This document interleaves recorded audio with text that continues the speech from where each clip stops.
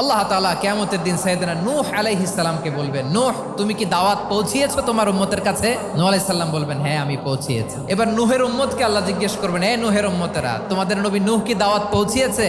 নূহের উম্মত বলবে, না আল্লাহ, কোনো দাওয়াতও আমরা পাই নাই, আপনারাও চিনি নাই, জান্নাতও চিনি নাই, জাহান্নামও চিনি নাই। নূহ আলাইহিস সালাম বিপদে পড়ে যাবেন। তখন আল্লাহ বলবেন, নূহ তোমার পক্ষে কোনো সাক্ষী আছে? নূহ আলাইহিস সালাম বলবেন, আছে। কে?